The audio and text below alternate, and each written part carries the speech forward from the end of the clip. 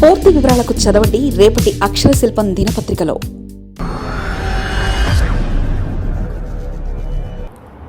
అధికారుల మేడకు గీతం ఉచ్చు, క్రమబద్ధీకరణ ప్రయత్నాలకు బ్రేక్, ప్రభుత్వ భూమిని ప్రైవేటు పరం, దానిపై హైకోర్టులో పీల్ దాఖలు, రంగంలోకి అడ్వకేట్ పొన్నవోలు సుధాకర్ రెడ్డి, విచారణ చేపట్టిన హైకోర్టు, సిఎస్ రెవెన్యూ పురపాలక ముఖ్య కార్యదర్శులకు కలెక్టర్ కమిషనర్కు నోటీసులు, కౌంటర్ దాఖలు చేయాలని ఆదేశాలు, వేల కోట్ల ప్రజా ఆస్తిపై గుత్తాధిపత్యం చెల్లదని, గీతం భూముల వ్యవహారం అధికారుల మేడకు చుట్టుకునే ఉందనే టాక్ వినిపిస్తుంది. ప్రభుత్వ ఆక్రమిత భూముల క్రమబద్ధీకరణ ప్రయత్నంపై హైకోర్టు సీరియస్గా స్పందించినట్లు తెలుస్తుంది. వేల కోట్ల విలువైన భూములను కబ్జా చేసిన గీతం యూనివర్సిటీకి క్రమబద్ధీకరణ పేరుతో కట్టబెట్టాలని ప్రభుత్వం చూస్తుందని హైకోర్టులో ప్రజా ప్రయోజనాల వ్యాజ్యం దాలైంది. ఈ కేసును వైసీపీకి చెందిన పొన్నవోలు సుధాకర్ రెడ్డి వాదిస్తుండటంతో ప్రాధాన్యత సంతరించుకుంది. ఇదిలా ఉంటే ఈ క్రమబద్ధీకరణకు బాధ్యులైన అధికారులకు నోటీసులు జారీ చేసి కౌంటర్లు దాఖలు చేయాలని హైకోర్టు ఆదేశాలు జారీ చేయడం ఇప్పుడు చర్చనీయాంశమవుతుంది.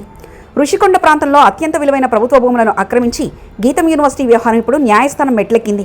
దశాబ్దాలుగా సాగుతున్న ఈ భూ ఆక్రమణల క్రమబద్ధీకరించేందుకు జరుగుతున్న తెరవెనుక ప్రయత్నాలను సవాల్ చేస్తూ వైసీపీ న్యాయ పోరాటానికి సిద్ధమైంది.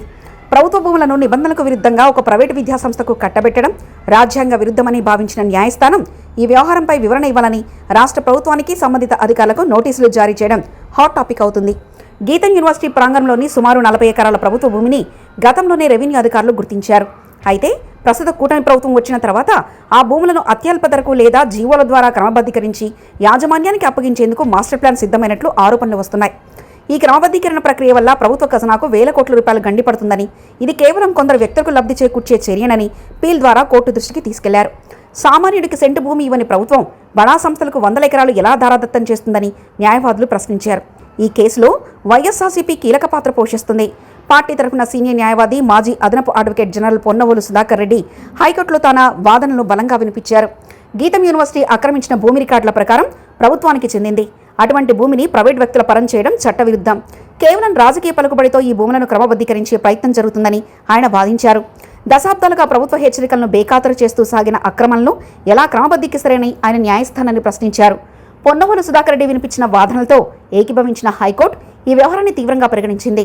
ప్రభుత్వ భూముల రక్షణ అనేది అత్యంత ప్రాధాన్యత కలిగిన అంశమని పేర్కొంటూ రెవెన్యూ శాఖ ప్రిన్సిపల్ సెక్రటరీ, విశాఖపట్నం జిల్లా కలెక్టర్, జీవీఎంసీ కమిషనర్కు నోటీసులు జారీ చేసింది.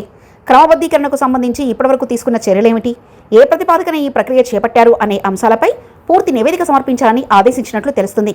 గతంలో వైఎస్ఆర్ కాంగ్రెస్ ప్రభుత్వం అధికారంలో ఉన్నప్పుడు గీతం భూములపై సమగ్ర సర్వే నిర్వహించింది.